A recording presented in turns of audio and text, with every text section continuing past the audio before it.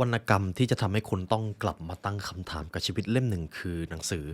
เจ้าชายน้อยครับหนังสือเล่มนี้ผมมีโอกาสได้อ่านในตอนเด็กๆแล้วตอนช่วงก่อนหน้านี้ผมก็มีโอกาสได้กลับมาทบทวนอีกครั้งหนึ่งทุกท่านเชื่อหรือเปล่าว่าบทเรียนในหนังสือเล่มนี้ไม่ว่าเวลามันจะผ่านไปนานขนาดไหนหนังสือเล่มนี้ก็จะยังสามารถทำให้เราได้กลับมาระลึกถึงตัวตนที่เราอยากจะเป็นได้ทุกครั้งครับในเอพิโซดนี้เราจะมาพูดถึงวรรณกรรมคลาสสิกที่สุดของโลกเล่มหนึ่ง เจ้าชายน้อย The Little Prince ครับ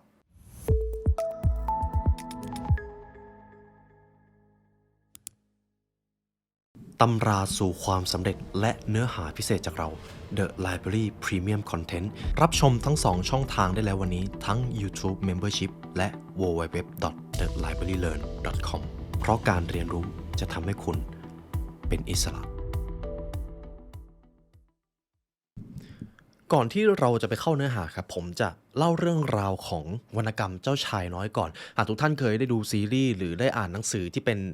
เรื่องราวมาก่อนก็จะเข้าใจกันดีมันจะมีเค้าโครงที่คล้ายๆกันครับกาลครั้งหนึ่งนานมาแล้วครับมีนักบินคนหนึ่งซึ่งเดินทางเป็นคนชอบเดินทางมากแล้วเกิดเครื่องบินขัดข้องครับเครื่องบินของเขาไปตกลงอยู่กลางทะเลทรายนักบินคนนั้นก็กลัวเลยครับไปอยู่ในดินแดนที่ไม่รู้จักน้ำก็ไม่มีอาหารก็ไม่มีแล้วต้องรีบซ่อมเครื่องบิน แต่ทันใดนั้นเองก็มีเด็กผู้ชายคนหนึ่งผมสีทองชุดสีเขียวเด็กผู้ชายคนนั้นครับก็เดินมาหานักบินแล้วก็บอกว่าวาดรูปแกะให้ผมทีรูปแกะครับแกะที่เป็นสัตว์นะครับนักบินคนนั้นก็งงครับอยู่ดีๆมีเด็กผู้ชายเดินมาแล้วก็ให้วาดรูปแกะนักบินเขาก็วาดรูปแกะออกมาแล้ววาดสวยด้วยครับเหมือนภาพแกะในความเป็นจริงมากเลยแต่เด็กผู้ชายคนนั้นก็บอกว่าไม่ใช่นี่ไม่ใช่แกะที่ผมต้องการ ขอให้คุณวาดใหม่นะครับนักบินคนนั้นก็งงครับวาดสวยขนาดนี้เหมือนแกะตัวจริงขนาดนี้แล้วเขาจะต้องวาดอย่างไร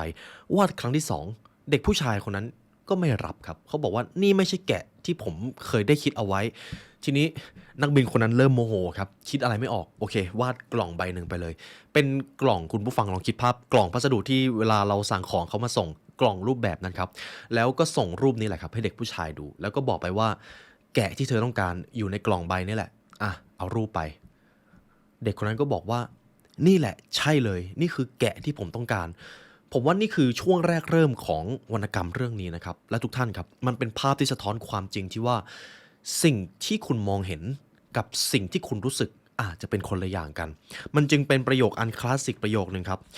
ชีวิตบางครั้งคุณอาจจะมองเห็นทุกอย่างได้ถ่องแท้เมื่อใช้หัวใจสิ่งสำคัญบางครั้งไม่อาจมองเห็นได้ด้วยดวงตาและเรื่องราวที่ผมได้เล่าไปชั่วครู่ครับคือสิ่งที่นักบินซึ่งเป็นผู้ชายมีอายุเป็นผู้ใหญ่ระดับหนึ่งได้รู้จักกับเจ้าชายน้อยก็เลยพูดคุยกันไปพูดคุยกันมาก็รู้ว่าอ๋อเจ้าชายน้อยคนนี้ไม่ได้มาจากดาวโลกแต่มาจากดาวดวงหนึ่งที่ชื่อว่า B612 ครับแล้วการผจญภัยของเจ้าชายน้อยคนนี้แหละครับคือบทเรียนที่ผมจะเอามาพูดในเอพิโซดนี้แรกเริ่มนะครับ ผมจะพูดถึงบทเรียนที่1ก่อน ถ้าคุณผู้ฟังอยากเข้าใจเนื้อหาอย่างลึกซึ้งจริงๆซีรีส์มีให้ดู และ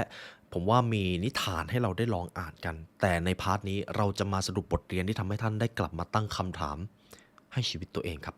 ข้อที่1 When you grow up don't forget to protect your inner child เมื่อท่านเติบโตขึ้นขออย่าได้หลงลืมความเป็นเด็กของตัวเองความเป็นเด็กในที่นี้คือการกล้าตั้งคำถามกล้าที่จะสงสัยอยากที่จะค้นหาคุณผู้ฟังลองย้อนกลับไปในตอนที่เราเป็นเด็กถึงแม้มันจะจำได้เลือนลางเต็มทีก็ตามนะครับเรามักจะตั้งคำถามเรามักจะมีความซุกซนเรามักจะอยากทำในสิ่งที่ผู้ใหญ่บอกว่าอย่าทำมันอาจจะเป็นสิ่งที่สะท้อนว่าในตอนเป็นเด็ก เรามีความสร้างสรรค์ในการใช้ชีวิตขนาดไหน เราอยากจะค้นหา เราอยากจะออกไปผจญภัย ผมว่ามันไม่ใช่เรื่องเกินจริงเลยครับ บางครั้งเด็กก็มีความกล้าหาญและมีความสร้างสรรค์ในการใช้ชีวิตมากกว่าผู้ใหญ่ที่ผ่านประสบการณ์ผ่านร้อนผ่านหนาวมามากกว่าซะอีก ฉะนั้นเขาบอกว่า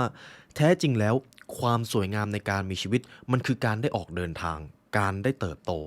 ผมจะมีเรื่องเล่าเรื่องหนึ่งจากนิทานเจ้าชายน้อยนะครับในตอนที่นักบินคนนั้นครับเริ่มคุยกับเจ้าชายน้อยสักพักหนึ่งก็เริ่มเครียดแล้วเพราะว่าอาหารก็ไม่มีน้ำก็ไม่มีแล้วต้องรีบซ่อมเครื่องบินนักบินคนนั้นครับก็เลยไม่ได้สนใจเจ้าชายน้อยแล้วก็ไปซ่อมเครื่องบินพยายามหาไขควงมางัดเติมน้ำมันเครื่องเด็กที่เป็นเจ้าชายน้อยนะครับก็เดินมาถามนี่คุณกำลังทำอะไรอยู่หรอแล้วไอ้เครื่องที่มันมีปีกหรือไอ้อุปกรณ์วัตถุที่มันมีปีกนี้มันคืออะไรเขาก็ถามไปเรื่อยๆครับ ผู้ชายที่เป็นนักบินก็ตอบเหมือนปัดรำคาญตอบไปเรื่อยๆตอบไปเรื่อยๆสักพักครับนักบินคนนั้นเริ่มรำคาญจริงครับทีนี้เจ้าชายน้อยก็น้อยใจเลยครับแล้วก็เขาพูดอยู่ประโยคนึงซึ่งมันสะท้อนได้ดีมากเด็กที่เป็นเจ้าชายน้อยคนนั้นเขาบอกว่าเนี่ยก่อนที่ผมจะเดินทางมายังดาวดวงนี้ผมได้เคยเห็นชายแก่หน้าแดงคนหนึ่งที่วันๆเขาเอาแต่หมกมุ่นอยู่กับการซ่อมบางสิ่งบางอย่างเขาไม่เคยแหงนหน้ามาดูท้องฟ้าด้วยซ้ำเขาไม่เคยแหงนมาดูสภาพแวดล้อมของตัวเองด้วยซ้ำว่ามันสวยงามขนาดไหนในแต่ละวันเขาใช้ชีวิตก้มหน้าก้มตาทำแต่สิ่งที่เขาคิดว่ามันเป็นสิ่งที่มีความหมายแต่ถ้าหากเขาได้เงยหน้ามามองดูเขาอาจจะรู้ว่าสิ่งที่เขาทำมันอาจจะไม่ใช่เรื่องใหญ่อะไรเลยก็ได้คุณผู้ฟังเห็นอะไรไหมครับ บางครั้งเราก็หมกมุ่นอยู่กับสิ่งที่สังคมบอกว่าเราต้องทำเราจะต้องประสบความสำเร็จมากจนเกินที่จะดื่มด่ำความสวยงามรอบตัวซึ่งอันนี้ผมเองก็ไม่รอดครับผมเองก็พลาดตรงนี้เหมือนกันบางครั้งก็ลืมไปว่าความสวยงามระหว่างการเดินทางมันก็มีคุณค่าในแบบตัวมันเองจริงอยู่ครับยอดเขาอาจจะเป็นที่ที่เราทุกคนปรารถนาที่จะไปแต่ความสุขบางทีมันอาจจะอยู่ระหว่างทางที่เรากำลังปีนเขาก็ได้ ซึ่งคนที่จะมองหาได้ก็มีแค่ตัวเราเองใช่ไหมครับ ฉะนั้นอย่าได้หลงลืมความเป็นเด็กของตัวเองทุกๆครั้งที่เราได้ออกไปเดินทางทุกๆครั้งที่เราได้รู้อะไรมากขึ้นได้ตั้งคำถามได้สงสัยแล้วได้ค้นพบในตอนที่เราเป็นเด็กเรารู้สึกมีความสุขกับประสบการณ์เหล่านั้นมากเลยอย่าลืมประสบการณ์เหล่านั้นครับนี่คือบทเรียนข้อที่หนึ่งต่อไปเป็นปรัชญาหรือบทเรียนข้อที่2จาก The Little Prince ครับ Learn to love but don't know it ชื่นชมดื่มด่ำแต่อย่าได้ยึดติดหรือปรารถนาที่จะครอบครอง ผมจะมีเรื่องราวหนึ่งจากวรรณกรรมเล่มนี้นะครับในตอนที่เจ้าชายน้อยครับเขาอยู่ในดาวของตัวเองชื่อว่า B612 แล้วอยู่ไปอยู่มามีเมล็ดพืชเมล็ดหนึ่งผมจะเรียกว่าเมล็ดดอกกุหลาบแล้วกันครับเข้ามาตกอยู่ในดาวของเขาสักพักหนึ่งพอเมล็ดได้ไปอยู่ในดินของดาวเจ้าชายน้อยดาว612นะครับดอกกุหลาบมันก็เริ่มโตขึ้นกลายเป็นต้นกุหลาบเริ่มมีหนามเริ่มที่จะพูดคุยได้ในวรรณกรรมนะครับดอกกุหลาบสามารถพูดได้นะครับทีนี้เจ้าชายน้อยไม่เคยเห็นอะไรแบบนี้มาก่อนก็ตกใจแล้วก็รู้สึกว่าอยากที่จะทนุถนอมดอกกุหลาบนี้มากเลยในช่วงแรกเริ่มครับเจ้าชายน้อยเขาดื่มด่ำกับดอกกุหลาบมองดูแล้วก็ดูว่านี่คือสิ่งที่สวยงามที่สุดในชีวิตเขาแล้วแต่สักพักหนึ่งเจ้าชายน้อยเริ่มอยากที่จะปกป้องอยากที่จะดูแลจนกลายเป็นสิ่งที่กลับมาทำร้ายตัวเขาเองนี่คือสิ่งที่ผมได้ถอดบทเรียนนะครับจากนั้นครับดอกกุหลาบก็เริ่มขอให้เจ้าชายน้อยทำอย่างนั้นทำอย่างนี้เอาฝาปิดมาครอบให้หน่อยทำไมไม่ดูแลเราเลยทำไมไม่เก็บกวาดทำความสะอาดดาวของตัวเองบ้างเลยดอกกุหลาบเริ่มทำให้เจ้าชายน้อยไม่มีความสุขครับผมว่าตรงนี้มันลึกซึ้งมากในตอนแรกเจ้าชายน้อยเพียงแค่ดูดอกกุหลาบชื่นชมและดื่มด่ำเขาก็ไม่ได้จำเป็นที่จะต้องปรารถนาที่จะครอบครองอะไรแต่เมื่อเจ้าชายน้อยต้องการที่จะดูแลปกป้องและอยากเป็นเจ้าของดอกกุหลาบเท่านั้นแหละครับเจ้าชายน้อยเริ่มไม่มีความสุขแล้วครับเริ่มไม่มีความสุขกับความปรารถนาที่อยากจะควบคุมของตัวเองไม่ต่างจากชีวิตจริงเลยครับเมื่อไหร่ก็ตามที่เรารู้สึกอยากจะควบคุมหลายสิ่งหลายอย่างมากเกินไปสิ่งที่คุณจะได้รับคือความผิดหวังครับหากพูดถึงปรัชญาหลายๆแขนงครับจะมีอยู่สิ่งหนึ่งที่เขาจะพูดเหมือนกันเลยก็คือคุณจะต้องรู้เสียก่อนว่าในชีวิตนี้มีสิ่งน้อยนิดเท่านั้นที่คุณสามารถควบคุมและดูแลรักษาได้ส่วนสิ่งอื่นๆที่มันเกี่ยวข้องกับโลกภายนอกคุณแทบจะไม่ได้มีอำนาจในการเปลี่ยนแปลงมันเลยฉะนั้นคุณจะต้องแยกแยะให้ออกว่าอะไรที่คุณควบคุมได้และอะไรที่คุณควบคุมไม่ได้และกระทำในสิ่งที่คุณควบคุมได้นั่นต่างหากคือภารกิจที่คุณจะต้องค้นหาให้เจอทีนี้คุณผู้ฟังลองดูครับสิ่งที่เราอยากจะเปลี่ยนแปลงสิ่งที่เราอยากจะควบคุมแท้จริงแล้วมันใช่สิ่งที่เราเปลี่ยนแปลงได้จริงๆหรือเปล่าหรือบางทีการที่เรามาเปลี่ยนแปลงตัวเองบางครั้งสิ่งที่อยู่รอบนอกอาจจะเปลี่ยนแปลงจากการที่เราเริ่มต้นเปลี่ยนแปลงโลกภายในก็ได้เพราะเราเปลี่ยนแปลงสิ่งที่เราควบคุมได้ก่อนใช่ไหมครับนี่คือบทเรียนและปรัชญาข้อที่2ข้อที่3 Arrogance will always ruin your soul ความหยิ่งพยองจะกัดกร่อนจิตวิญญาณครับความหยิ่งพยองครับทีนี้ผมจะเข้าสู่เรื่องราวของเจ้าชายน้อยที่ผมว่ามันเป็นคอที่สำคัญที่สุดแล้วในช่วงหนึ่งครับเจ้าชายน้อยอยู่ในดาว B612 ดาวของตัวเองแล้วก็เริ่มต้นอยากที่จะออกเดินทางต้องบอกก่อนว่าการที่จะเดินทางจากดาวหนึ่งไปอีกดาวหนึ่งมันทำได้นะครับเพราะมันเป็นวรรณกรรมครับไม่ใช่เรื่องจริงแต่เจ้าชายน้อยครับก็ตัดสินใจไปในดาวดวงแรกครับดาวดวงนั้นมีชื่อว่าดาวพระราชาครับ มีพระราชานั่งอยู่บนดาวดวงนั้นนั่งอยู่คนเดียวเลยครับเจ้าชายน้อยก็เดินไปแล้วก็ถามว่าท่านเป็นใครแล้วท่านอยู่ทำอะไรที่นี่พระราชาองค์นั้นครับก็ตอบว่าข้าคือพระราชาข้าคือคนที่ปกครองทุกสิ่งทุกอย่างในจักรวาลใบนี้ข้าเป็นคนที่ดูแลและออกคำสั่งให้กับสิ่งเหล่านั้นสักพักครับเจ้าชายน้อยเดินทางมาไกลก็เริ่มรู้สึกเพลียก็เลยหาวออกมาทีนี้ผมว่าสิ่งนี้แหละครับมันจะสะท้อนความจริงในชีวิตพระราชาบอกกับเจ้าชายน้อยว่าเดี๋ยว เจ้าทำผิดธรรมเนียม เจ้าบังอาจหาวต่อหน้าพระราชา ข้าขอสั่งห้ามให้ท่านหยุดหาว เจ้าชายน้อยก็งงครับ ก็เลยตอบไปว่าท่านครับผมกลั้นไม่ได้หรอกครับผมห้ามตัวเองไม่ได้จริงๆเพราะผมเดินทางมาไกลแล้วก็เพลียมาก พระราชาก็ตอบ ถ้าเช่นนั้นข้าขอสั่งให้เจ้าหาวหลายปีที่ข้าไม่ได้เห็นใครหาวเลย ข้าเห็นว่าการหาวเป็นเรื่องที่น่าพิศวงมาก ข้าขอสั่งให้เจ้าหาว เจ้าชายน้อยก็บอกว่าผมบังคับให้ตัวเองหาวไม่ได้ครับมันเกิดขึ้นตามธรรมชาติของตัวเองผมรู้สึกเกรงไปหมดผมคงหาวไม่ได้อีกแล้วพระราชาก็ตอบถ้าเป็นเช่นนั้นข้าขอสั่งให้เจ้าหาวเป็นบางครั้งบางคราวและบางครั้งก็หยุดหาวและพระราชาก็เริ่มไปต่อไม่ถูกครับเพราะเริ่มเหมือนจะรู้สึกว่าตัวเองไม่สามารถควบคุมสิ่งต่างๆมันเป็นภาพสะท้อนที่ว่าพระราชาเชื่อว่าอำนาจของตัวเองจะต้องเป็นสิ่งที่ผู้อื่นเคารพจะไม่มีใครสามารถมาเหยียดหยามได้นี่คือสิ่งเดียวที่พระราชาภาคภูมิใจในตัวเองแต่พอเริ่มรู้ตัวว่าตัวเองไม่ได้สามารถควบคุมสิ่งต่างๆได้อย่างที่ตัวเองคิดก็เริ่มเกิดการตั้งคำถามหรือตั้งข้อสงสัยกับตัวเองขึ้นมาสักพักครับเจ้าชายน้อยก็ขอนั่งครับพระราชาก็ตอบในรูปแบบออกคำสั่งเลยครับได้ข้าขอออกคำสั่งให้เจ้านั่งเจ้าชายน้อยก็นั่งครับก็นั่งแบบงงๆว่าทำไมจะต้องได้รับการออกคำสั่งด้วยแค่นั่งเฉยๆทีนี้ในเมื่อพระราชาเขาเป็นพระราชาใช่ไหมครับเจ้าชายน้อยก็ถามท่านสามารถควบคุมสิ่งต่างๆได้อย่างที่ท่านนึกได้จริงๆหรือเปล่าพระราชาก็ตอบว่าใช่ข้าสามารถทำได้ทีนี้ครับเจ้าชายน้อยก็ถามเลยผมอยากดูพระอาทิตย์ตกดินขอพระองค์โปรดเมตตาสั่งให้พระอาทิตย์ตกดินได้ไหมครับพระราชาตอบว่าหากข้าสั่งนายพลคนหนึ่งให้บินจากดอกไม้หนึ่งไปยังอีกดอกหนึ่งหรือให้เขาเขียนบทละครโศกนาฏกรรมสักเรื่องหากนายพลคนนั้นทำไม่ได้ใครกันที่เป็นฝ่ายผิดพระราชารูปนั้นก็บอกว่าตัวข้าต่างหากที่เป็นคนผิดเพราะข้าออกคำสั่งในสิ่งที่ผู้อื่นทำไม่ได้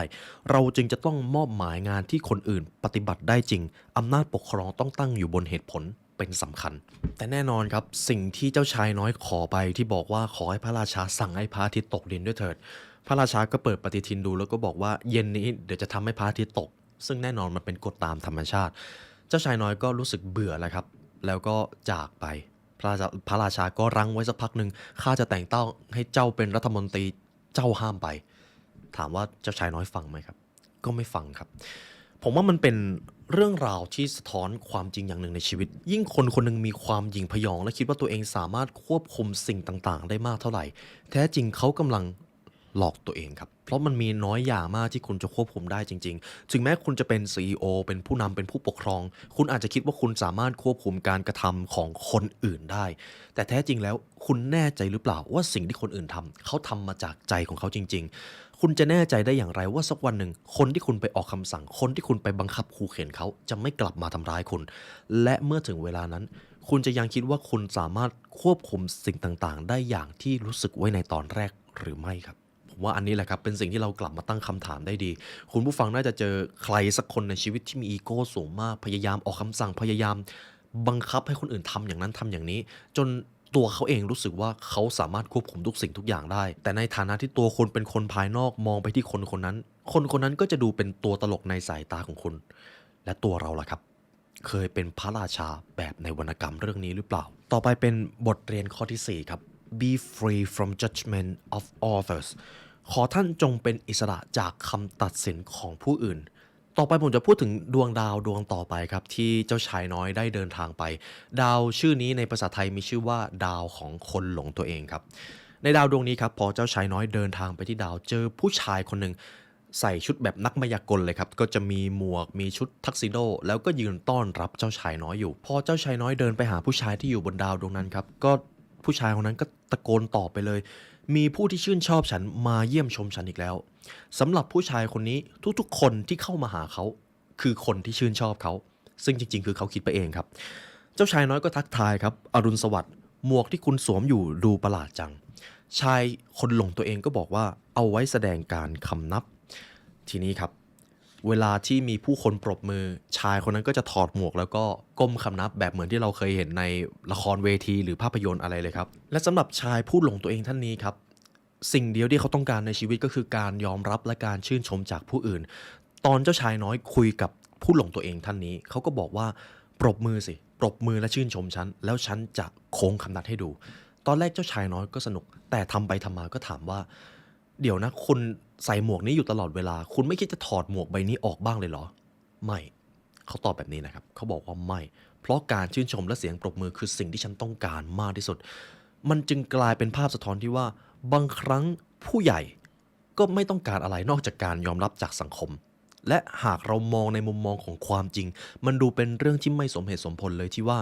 หากไม่มีใครมาชื่นชมคุณหากไม่มีใครมาปรบมือให้คุณคุณจะไม่ชื่นชมในตัวเองเลยหรือผมว่าสำหรับดาวดวงนี้ครับมันสะท้อนความจริงของชีวิตอย่างหนึ่งก็คือบางครั้งคุณก็ไม่จำเป็นจะต้องการยอมรับหรือคำตัดสินจากผู้อื่นอยู่ตลอดเวลาเพราะผมเชื่อว่าคุณผู้ฟังเข้าใจกันดีว่าในโลกนี้บางครั้งก็มีใครบางคนที่ไม่ต้องการอะไรเลยนอกจากคำสรรเสริญหรือคำเยินยอจากผู้อื่นทั้งที่ในความเป็นจริงแล้วสิ่งเหล่านั้นมันมาแล้วมันก็ไปมันไม่ใช่สิ่งที่ยั่งยืนเลยแล้วมันก็ไม่ควรจะเป็นสิ่งเดียวที่เราจะมองหาด้วยแต่ในชีวิตจริงมันมีใช่ไหมครับฉะนั้นลองมองดูว่าคุณเป็นคนที่ต้องการการยอมรับจากผู้อื่นอยู่ตลอดเวลาหรือไม่และถ้าคุณต้องการอยู่ตลอดเวลาคุณก็จะเจอคนแบบเจ้าชายน้อยครับรู้สึกเบื่อแล้วก็งงว่าทำไมคุณจะต้องมีชีวิตแบบนั้นด้วยและท้ายที่สุดเจ้าชายน้อยก็เดินจากไปในดาวแห่งอื่นต่อไปครับบทเรียนข้อที่5 Don't escape from reality อย่าได้หลีกหนีความจริงอย่าหลงไหลกับความสุขแบบผิวเผินในดาวดวงต่อไปครับเป็นดาวที่เจ้าชายน้อยไปเยือนด้วยระยะเวลาที่สั้นที่สุดเขาไปเจอผู้ชายคนหนึ่งกำลังนั่งดื่มสุราอยู่แล้วก็ถามว่าทำไมคุณดูเศร้าจังแล้วคุณจะดื่มอะไรเยอะแยะชายคนนั้นก็ตอบว่าเราดื่มเพื่อให้เราลืมเจ้าชายน้อยก็งงท่านอยากลืมอะไรผู้ชายคนนั้นก็ตอบกลับมาว่าเราอยากลืมว่าเราเป็นคนดื่มสุรางงใช่ไหมครับข้อนี้ผมก็งงครับแต่ผมว่าถ้ามองดูดีๆมันสะท้อนชีวิตจริงได้หลายจุดมากคุณผู้ฟังเคยต้องการความสุขแบบผิวเผินเพื่อที่จะลืมเรื่องราวบางอย่างหรือไม่และผลลัพธ์สุดท้ายเป็นอย่างไรครับส่วนใหญ่เราจะรู้สึกแย่ยิ่งกว่าเดิมใช่ไหมครับนั่นแหละครับคือความเป็นจริงเมื่อใดก็ตามที่คนคนหนึ่งยึดติดอยู่กับความสุขระยะสั้นหรือความสุขแบบผิวเผินมากจนเกินไปคุณจะเจอกับความทุกข์ที่มันตามมาในภายหลังความสุขมีอยู่2ประเภทครับคือสุขสำเร็จและสุขสำราญความสุขสำเร็จคือความสุขที่คุณต้องลงทุนลงแรงคุณอาจจะต้องใช้ระเบียบวินัยในการสร้างมันขึ้นมาแต่ผลลัพธ์ของมันจะงดงามและหอมหวานเสมอแต่ความสุขแบบผิวเผินความสุขที่คุณทำแล้วได้มาเลยเช่นใช้เวลาโดยเปล่าประโยชน์ไถโซเชียลมีเดียกินอาหารที่มันไม่ดีต่อสุขภาพหรือการเสพสารเสพติดหรือดื่มสุรามันเหมือนจะดีตอนทำครับแต่ในภายหลังคุณจะไม่พบกับความสุขอะไรเลยสักนิดเดียวนี่คือเป็นดาวที่เจ้าชายน้อยไปเยือนน้อยที่สุดนะครับแต่ผมว่ามันสะท้อนความจริงได้มากที่สุดดาวหนึ่งเลยต่อไปครับบทเรียนข้อที่6ข้อนี้ผมว่าเราอาจจะเป็นกันทุกคนเลย Human might preoccupied in fiction story มนุษย์อาจหมกมุ่นอยู่กับเรื่องสมมุติหรือเรื่องราวในอุดมคติมากกว่าความหมายในการมีชีวิตผมจะยกตัวอย่างนะครับในดาวดวงนี้ครับเจ้าชายน้อยได้ไปดาวที่ชื่อว่าเป็นดาวของนักธุรกิจคนนี้ครับวันๆไม่ทำอะไรเลยครับเช็คตัวเลขในบัญชีก้มหน้าก้มตาอยู่บนโต๊ะทำงานของเขาเจ้าชายน้อยก็ถามนี่คุณทำอะไรอยู่ตั้งนานเห็นดูแต่ตัวเลขบนหน้ากระดาษเขาก็บอกว่าเขาต้องการที่จะตีมูลค่าของดาวที่เขาครอบครองอยู่เจ้าชายน้อยก็งงแล้วคุณไปครอบครองดาวเหล่านั้นได้อย่างไรชายคนนั้นก็ตอบมาว่าเพราะไม่มีใครคิดจะครอบครองอย่างไรล่ะมันเลยเป็นของเราก็เลยจะต้องตีมูลค่าและตีราคาออกมาท่านไปเล่นที่อื่นเถอะเรากำลังยุ่งอยู่กับการตีมูลค่าอยู่ทีนี้แหละครับผมว่ามันสะท้อนความจริงจุดหนึ่งบางทีคนคนหนึ่งอาจจะหลงอยู่กับเรื่องสมมุติในที่นี้ผมจะยกตัวอย่างเรื่องสมมุติที่มันทรงพลังมากที่สุดสำหรับมนุษยชาติครับเงินครับเงินคือสื่อกลางในการแลกเปลี่ยนใช่ไหมครับแต่ถ้าเกิดวันหนึ่งไม่มีใครมองว่าเงินเป็นสิ่งที่มีความหมายนั่นหมายความว่าไอ้เจ้ากระดาษแผ่นนั้นที่เราเอาไปจับจ่ายใช้สอยมันแทบจะไม่ได้มีมูลค่าอะไรเลยเพียงแต่ว่าในวันนี้มนุษย์ทุกคนเชื่อมั่นในกระดาษแผ่นนั้นมันเลยมีมูลค่าและคุณผู้ฟังครับ ก็ต้องยอมรับว่าหลายครั้งเราหมกมุ่นอยู่กับงานเราทำธุรกิจก็เพื่อที่จะได้ตัวเลขหรือกระดาษแผ่นนั้นมาทั้งที่ลึกๆแล้วมันเป็นเรื่องสมมุติใช่ไหมครับนั่นหมายความว่าทุกวันนี้เรากำลังหมกมุ่นอยู่กับเรื่องที่มันจับต้องไม่ได้เป็นนามธรรมด้วยซ้ำและเราหมกมุ่นกับมันมากเกินไปอยู่หรือไม่ผมว่าตรงนี้อาจจะเป็นอีกเรื่องหนึ่งที่เราจะต้องกลับมาตั้งคำถามว่าแท้จริงแล้วความสุขหรือแก่นแท้ที่เป็นเหตุผลในการมีชีวิตอยู่คืออะไรใช่เงินหรือเปล่า หรือเป็นสิ่งที่มันมีความหมายมากกว่านั้นเป็นเรื่องของความสัมพันธ์เป็นเรื่องของสุขภาพที่ดีหรือเปล่าบางครั้งเราอาจจะสูญเสียสมดุลไปกับการหาเงินหาตัวเลขจนลืมไปว่าความจริงของชีวิตมันอาจจะอยู่ใกล้ตัวกว่าที่เราคิดหรือแม้แต่ความสุขของชีวิตมันอาจจะเรียบง่ายกว่าที่เราคิดก็ได้ซึ่งเจ้าชายน้อยเห็นแบบนั้นก็ไม่เข้าใจครับว่าทำไมผู้ใหญ่จะต้องสนใจอะไรกับเพียงที่ว่ามันเป็นเรื่องสมมุติที่เขาตั้งขึ้นมาเองด้วย สำหรับชีวิตวัยผู้ใหญ่เองผมว่าส่วนหนึ่งมันก็เป็นเรื่องจำเป็นใช่ไหมครับที่เราจะต้องมีเงินมาจับจ่ายใช้สอยแต่ในมุมมองของเด็กคนหนึ่งเด็กที่เป็นผ้าขาวไม่ได้รู้ว่าระบบของโลกนี้เป็นอย่างไรเขาอาจจะกำลังตลกกับสิ่งที่เราให้คุณค่าอยู่ก็ได้นะครับนี่คือบทเรียนจากดาวนักธุรกิจครับเป็นดาวที่เจ้าชายน้อยได้เดินทางไปอีกที่หนึ่งต่อไปครับบทเรียนข้อที่7 People might look at duty than life ผู้คนอาจหมกมุ่นอยู่กับหน้าที่มากกว่าชีวิตของตนบางครั้งมนุษย์หรือผู้ใหญ่อาจกำลังหมกมุ่นอยู่กับงานมากกว่าการที่จะมีชีวิตและค้นหาความสุขที่มันเรียบง่ายอยู่ก็ได้เจ้าชายน้อยได้ไปดาวดวงต่อไปครับเป็นดาวของชายที่จุดตะเกียงครับชายคนนั้นครับหน้าที่ของเขามีอย่างเดียวครับจะต้องจุดและดับตะเกียงพอเวลากลางคืนมาก็จะต้องจุดพอเวลากลางวันมาก็จะต้องดับใช่ไหมครับและดาวดวงนี้มันมีเวลาที่สั้นครับแป๊บเดียวก็กลางวันแป๊บเดียวก็กลางคืนเจ้าชายน้อยก็ถามเดี๋ยวนะคุณไม่คิดจะไปทำอย่างอื่นเลยเหรอนี่คุณจะใช้เวลากับการจุดและดับตะเกียงอยู่อย่างนี้จริงๆหรือชายคนนั้นก็ตอบมันเป็นหน้าที่เช้าแล้วข้าจะต้องดับตะเกียงสักพักมืดแล้วข้าจะต้องจุดตะเกียงทำอยู่อย่างนั้นครับในมุมมองของเด็กที่มองเข้าไปก็งงว่าทำไมผู้ใหญ่จะต้องหมกมุ่นอยู่กับอะไรแบบนี้ด้วยทั้งที่ความเป็นจริงเขามีอะไรหลายอย่างให้ทำตั้งเยอะแยะแล้วสำหรับเจ้าชายน้อยครับก็รู้สึกว่ามันเป็นหน้าที่ก็จริงแต่คุณไม่คิดจะไปใช้ชีวิตหรือไปทำอย่างอื่นบ้างเลยเหรอชีวิตนี้คุณจะมีแค่มิติของงานมิติเดียวมันสมเหตุสมผลจริงๆหรอเจ้าชายน้อยก็ตั้งคำถามครับทีนี้สมมติผมเป็นเจ้าชายน้อยแล้วผมเห็นคุณผู้ฟังละกันกำลังหมกมุ่นทำงานอยู่อย่างนั้นชีวิตของคุณไม่ได้มีมิติการทำงานเพียงอย่างเดียวใช่ไหมครับมีเรื่องของความสุขเรื่องของความสัมพันธ์และคุณได้เอาเวลาที่คุณหมกมุ่นอยู่กับงานไปดูแลสิ่งเหล่านั้นแล้วหรือยังผมว่าวรรณกรรมเรื่องนี้ก็สะท้อนอีกอย่างหนึ่งก็คือชีวิตที่ดีมันจำเป็นต้องจัดสมดุลครับทำงานหนักได้แต่ก็อย่าลืมว่าเราไม่ได้มีมิติของงานเพียงอย่างเดียวเมื่อใดก็ตามที่เราเอนสมดุลไปทางงานจนลืมเรื่องความสัมพันธ์ลืมเรื่องชีวิตไปเลยสุดท้ายคุณก็จะไม่มีความสุขอยู่ดีซึ่งมันก็ไม่ใช่สิ่งที่เราต้องการเหมือนกันใช่ไหมครับนี่แหละครับคือบทเรียนข้อที่7บทเรียนข้อที่8ครับ Great relationship always take time only time is matter ความสัมพันธ์ที่ยอดเยี่ยมล้วนแล้วต้องใช้เวลาครับเจ้าชายน้อยครับได้ออกเดินทางไปดาวที่ชื่อว่าโลกครับดาวของเรานี่เองเจ้าชายน้อยก็ลงมาที่ทะเลทรายครับแล้วก็เดินทางไปเรื่อยๆเจอสุนัขจิ้งจอกตัวหนึ่งซึ่งสุนัขจิ้งจอกตัวนี้พูดภาษาคนได้ครับเจ้าชายน้อยก็คุยกับสุนัขจิ้งจอกเราต้องการที่จะเล่นกับคุณต้องทำอย่างไรบ้างสุนัขจิ้งจอกก็บอกว่าถ้านายอยากจะเล่นกับเรานายต้องทำให้เราเชื่องและไว้ใจเสียก่อนเจ้าชายน้อยก็บอกแล้วเราต้องทำอย่างไรให้นายเชื่องล่ะสุนัขจิ้งจอกก็บอก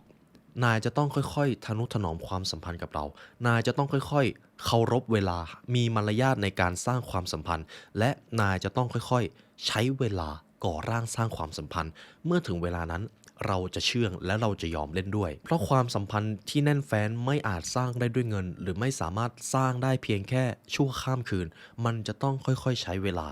อันนี้เป็นอีกเหตุการณ์หนึ่งสั้นๆครับแต่สะท้อนความจริงของชีวิตความสัมพันธ์ที่ดีและมีความหมายคือสิ่งที่มีอิทธิพลกับความสุขและความทุกข์ของมนุษย์มากที่สุดและที่สำคัญมันต้องใช้เวลาครับเงินซื้อไม่ได้ครับมันไม่สามารถเกิดได้ภายในชั่วข้ามคืนมันจะต้องค่อยๆสร้างมันจะต้องค่อยๆทำความรู้จักค่อยๆเรียนรู้ซึ่งกันและกันไปไม่ว่าจะเป็นความสัมพันธ์ในมิติใดก็ตามโอ้โหข้อนี้ลึกซึ้งครับในเรื่องของความสัมพันธ์และสุดท้ายครับสุนัขจิ้งจอกก็ทิ้งท้ายว่า สิ่งเหล่านี้คือสิ่งที่เรียกว่าการสานสัมพันธ์มันมักเป็นการกระทำที่ถูกละเลยอยู่บ่อยๆนั่นแหละคือการสานสัมพันธ์และมันต้องใช้เวลาต่อไปครับบทเรียนข้อที่9 travel to see get outside to learn เดินทางเพื่อเรียนรู้ออกจากกรอบเพื่อเติบโตหากคุณอยากเรียนรู้และเข้าใจโลกใบนี้มากขึ้นอยากที่จะเติบโตมากขึ้นการเดินทางการออกไปเรียนรู้สิ่งใหม่ๆหรือการออกจากคอมฟอร์ตโซนที่เราเรียกกันบ่อยๆเป็นสิ่งจำเป็นมากครับแล้วมันเป็นหน้าที่ที่เราจะต้องทำกันทุกคนเลยบางครั้งถ้าคุณรู้สึกว่าคุณเบื่อชีวิตคุณรู้สึกว่าคุณไม่ได้พัฒนาอะไรขึ้นเลย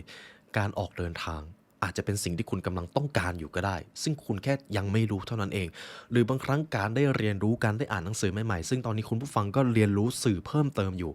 มันคือการเติบโตครับมันทำให้คุณได้เรียนรู้และเข้าใจชีวิตมากขึ้นแต่เมื่อใดก็ตามที่คุณหยุดออกเดินทางที่คุณหยุดเรียนรู้คุณเริ่มไม่ฟังคนอื่นสติปัญญาจะเหมือนเหล็กที่ถูกสนิมกัดกร่อนไปเรื่อยๆและคุณก็จะเกิดสภาวะถดถอยในการมีชีวิตคุณจะมีชีวิตด้วยความน่าเบื่อหน่ายและคุณก็จะไม่มีความสุขในที่สุดฉะนั้นครับ travel to see เดินทางเพื่อเห็นเพื่อเรียนรู้และ get outside to learn ออกไปนอกกรอบเพื่อเติบโตบางครั้งคุณอาจจะต้องเผชิญความเสี่ยงต้องใช้ความกล้าในการลองทำสิ่งใหม่ๆแต่นั่นแหละครับคือเหตุผลที่เราอยู่บนโลกใบนี้กัน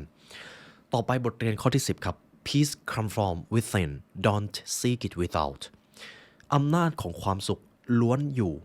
ภายในครับมีอยู่เหตุการณ์หนึ่งที่ผมชอบมากในวรรณกรรมเรื่องนี้ในตอนนั้นครับยังจำนักบินคนแรกที่เครื่องบินตกได้อยู่ใช่ไหมครับนักบินคนนั้นซ่อมเครื่องไปซ่อมเครื่องมาก็รู้สึกว่าหิวน้ำอยากจะเดินไปดื่มน้ำมากเลยแล้วก็รู้สึกว่าในทะเลทรายมันน่าจะมีโอเอซิสหรือน่าจะมีบ่อน้ำให้เดินไปบ้างสิก็เลยชวนเจ้าชายน้อยไปหาน้ำดื่มด้วยกันไหมเจ้าชายน้อยก็ตอบตกลงครับนักบินกับเจ้าชายน้อยก็เดินไปเรื่อยๆเพื่อที่จะหาบ่อน้ำแล้วก็เจอบ่อน้ำบ่อหนึ่ง นักบินกับเจ้าชายน้อยครับก็ช่วยดึงถังที่อยู่ในบ่อน้ำออกมาเพื่อที่จะดื่มกันสักพักเขาก็ดื่มน้ำกันครับแต่มันมีอยู่ประโยคนึงที่เจ้าชายน้อยพูดออกมาน้ำดื่มนี้เป็นน้ำดื่มที่อร่อยมากเลยอาจจะเป็นเพราะเราทั้งสองคนใช้เวลาเดินทางมาแล้วก็รู้สึกกระหายน้ำดื่มที่มันเหมือนจะเป็นสิ่งธรรมดาเลยกลับกลายเป็นสิ่งที่มีรสชาติหอมหวานในท้ายที่สุดคุณผู้ฟังได้เห็นอะไรตกผลึกออกมาจากประโยคที่ผมพูดไปก่อนหน้านี้ไหมครับ บางทีสิ่งธรรมดาในชีวิตมันอาจจะเป็นสิ่งสำคัญก็ได้ถ้าหากวันหนึ่งมันกลายเป็นสิ่งที่ขาดแคลนอากาศหากวันหนึ่งที่ที่คุณอยู่มีแต่ฝุ่นอากาศก็หายใจได้ยากจนกลายเป็นว่าเครื่องฟอกอากาศเป็นสิ่งที่จำเป็นไปเสียหมดอากาศสะอาดจะกลายเป็นสิ่งที่คุณรู้สึกว่ามันมีราคาแพงมากเลยซึ่งทุกวันนี้ผมเริ่มรู้สึกแบบนั้นแล้วครับและอีกหนึ่งส่วนที่เป็นประสบการณ์ส่วนตัวของผมและหลายท่านอาจจะเจอโมเมนต์นี้ทุกๆครั้งที่กระหายหรือหิวมากที่สุด อาหารที่คุณกินในมื้อนั้นมันจะเป็นอาหารที่อร่อยมากในตอนที่ผมฝึกอยู่ในหน่วยปฏิบัติการพิเศษนะครับผมรู้สึกเลยว่ามื้ออาหารที่ปกติชีวิตธรรมดามันเป็นมื้ออาหารที่มันไม่ได้พิเศษอะไรแต่พอทุกๆครั้งที่จะได้กินนะครับมันจะเป็นช่วงเวลาที่ผมจะต้องเสียเหงื่อก่อนไปออกแรงโดนทำโทษหรือต้องวิ่งมาก่อนอาหารมื้อนั้นมันจะเป็นมื้อที่อร่อยมากมันจะเป็นมื้อที่มีความสุขมากเลยครับเพราะบางทีความเหนื่อยความลำบาก อาจจะทำให้คุณได้ดื่มด่ำกับชีวิตก็ได้ แต่ถ้าชีวิตคุณไม่เคยลำบากเลย ไม่เคยจะต้องพยายามอะไรเพื่อได้สิ่งเหล่านั้นมาเลย สิ่งที่คุณได้มาหรือผลตอบแทนที่คุณได้มา มันอาจจะไม่ได้มีความหมายเลยก็ได้ครับ ฉะนั้นความสำเร็จความสุขสิ่งเหล่านี้มันยากครับ เพราะมันยากมันถึงดีมันถึงมีค่าเพราะสิ่งเหล่านี้ถ้ามันทำได้ง่ายและมันธรรมดาเราก็ไม่รู้ว่าจะทำกันไปทำไมจริงไหมครับต่อไปจะเป็นบทเรียนข้อสุดท้ายเป็นประโยคที่หนังสือเล่มนี้ได้เขียนเอาไว้และคิดว่าเป็นประโยคที่สำคัญที่สุดครับ It's only with the heart that one can see rightly what is essential is invisible to the eye หากไม่อาจมองเห็นด้วยตาก็ลองรู้สึกด้วยจิตใจของคุณดูผมว่านี่เป็นประโยชน์ที่จะทำให้คุณเข้าใจว่าบางครั้งสิ่งที่คุณรู้สึกมันก็อาจจะสำคัญพอๆกับสิ่งที่คุณเห็นหรือสิ่งที่มันเป็นเหตุเป็นผลเลยก็ได้อย่าละเลยสัญชาตญาณนั่นเองครับเมื่อไหร่ก็ตามที่คุณหลงลืมสัญชาตญาณของตัวเองหรือสิ่งที่คุณต้องการอย่างแท้จริงเชื่อเลยครับมันจะมีผลลัพธ์บางอย่างที่จะทำให้คุณไม่มีความสุขซึ่งอันนี้ผมมักจะเจอบ่อยๆเมื่อไหร่ก็ตามที่ไม่ฟังเสียงข้างในตัวเองหรือไม่เชื่อสัญชาตญาณในตัวเองผมมักจะผิดหวังผมมักจะเจอเรื่องที่ต้องกลับมาเสียใจภายหลังแต่เมื่อใดก็ตามที่ยอมฟังเสียงนั้นครับผมอาจจะไม่ได้ประสบความสำเร็จในทันทีทันใดผมอาจจะเจอความผิดพลาดด้วยซ้ำแต่ผลลัพธ์สุดท้ายแล้วผมจะรู้สึกดีที่ได้ทำตามเสียงนั้นเพ เพราะผลลัพธ์ของมันจะเป็นสิ่งที่ผมต้องการอย่างแท้จริงครับฉะนั้นย้ำอีกครั้งครับบางครั้งคุณก็ไม่อาจจะมองเห็นสิ่งที่คุณต้องการด้วยตาแต่คุณอาจรับรู้ได้ด้วยจิตใจอย่าหลงลืมเสียงของสัญชาตญาณย้อนกลับไปในข้อแรกครับ Don't forget your inner child อย่าลืมตัวตนในวัยเด็กของคุณตั้งคำถามออกเดินทางค้นหาเรียนรู้สิ่งใหม่ๆอย่าหยุดที่จะเติบโตนั่นเองเพราะนั่นคือเหตุผลที่เราอยู่บนโลกนี้ครับนี่ก็เป็นบทสรุปที่ผมนำมาจากเจ้าชายน้อยนะครับผมอาจจะไม่ได้เล่าเป็นวรรณกรรมหรือเล่าเป็นนิทานไปซะทีเดียวเพราะผมจำไม่ได้ครับผมอยากให้ทุกท่านมีโอกาสได้อ่านวรรณกรรมเรื่องนี้เพราะผมว่าเสน่ห์ของวรรณกรรมเรื่องนี้ก็คือแต่ละคนนะครับจะตกผลึกไม่เหมือนกันเลยแต่ละคนจะมีความคิดอีกอย่างหนึ่งบางคนอาจจะได้ปรัชญาอีกอย่างหนึ่งมาถ้าอีกคนหนึ่งมาอ่านหนังสือแล้วมาทำสรุปจะเป็นอีกคนละแนวเลยก็ยังได้ครับฉะนั้นผมอยากให้คุณผู้ฟังลองอ่านเองครับและถ้าหากท่านมีลูกนะครับลองอ่านนิทานเรื่องนี้ให้ลูกฟังก็ได้ผมเชื่อว่าเขาจะหลับฝันดีแน่นอนและเช่นเคยครับหากคุณผู้ฟังอยากได้เนื้อหาจากหนังสือเล่มนี้ครับมีทั้งภาษาไทยภาษาอังกฤษอยู่ในเล่มเดียวกันนะครับคุณผู้ฟังสามารถซื้อหนังสือเล่มนี้ได้จาก The Library Shop ครับหนังสือทุกเล่มในร้านคือหนังสือที่พวกเราคัดเลือกมาให้กับทุกท่านเหมาะแก่การพัฒนาตัวเองจิตวิทยาการบริหารและความสำเร็จครับและเช่นเคยครับหากทุกท่านฟังมาถึงตรงนี้ตัวผมเองก็ขอบคุณและเป็นเกียรติมากที่มีโอกาสได้มาเรียนรู้ด้วยกันและในวันนี้ได้เวลาอันสมควรแล้วครับทีมงาน The Library เลยและผมไลออนยูวสินขอลาไปก่อนขอให้วันนี้เป็นวันที่ยอดเยี่ยมของทุกท่านครับสวัสดีครับ